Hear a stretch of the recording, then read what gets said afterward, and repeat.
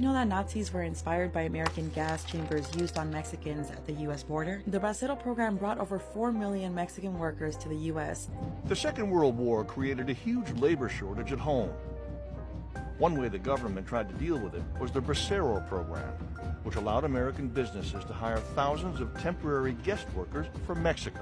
These workers were promised decent living conditions, fair wages, proper treatment. Instead, many faced exploitation, racism, and inhumane conditions, including withheld wages that were never returned to them. The selection process itself was degrading. According to the Los Angeles Times, braceros were inspected like livestock. Quote, "They squeezed their arms, the legs, they saw if their hands had callus. They opened their mouths and they chose the healthiest, youngest, and strongest, just like they did with the black slaves," said an activist fighting for unpaid bracero wages. Survivor Fausto Rios remembers the experience vividly. Quote, "I felt dehumanized, like an animal. One of the darkest aspects of this program was a forced delousing procedure at the border. Mexican workers were stripped naked in public and sprayed with toxic chemicals like gasoline, kerosene, pesticides, supposedly to prevent lice infestation."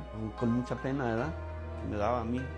Ahí nos afocaron las máquinas para fumigarnos con polvo de avión, con insecticida. This wasn't just humiliating, it was deadly. Many suffered long-term health effects, including respiratory diseases and infertility. And here's what history books don't tell us. The U.S. has been using fumigation methods on Mexicans since 1917. The Nazi scientists later studied these procedures and used them as a model for their own gas chambers during the Holocaust. For men with lice, their head was shaved down to their skin, but for women, the process was even worse. Border agents soaked their hair in a flammable mix of vinegar and kerosene and forced them to sit with a towel over their head for 30 minutes, naked. If that wasn't horrific enough, reports surfaced that U.S. border officers secretly took nude photos of these women and shared them at bars around El Paso. In 1917, a Mexican woman had enough. 17-year-old Carmelita Torres, a maid who crossed the border daily for work, refused to undergo the humiliating delousing bath and convinced others to do the same. For 3 days, hundreds of women blocked the bridge in protest, throwing rocks and demanding dignity in what became known as the bath riots. The movement was crushed and forced fumigations continued. Carmelita Torres was arrested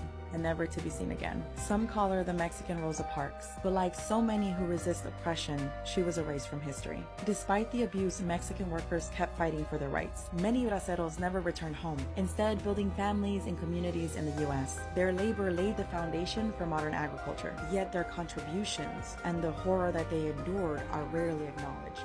Sadly, the exploitation of Mexican laborers and immigrants continue to this day. Think critically.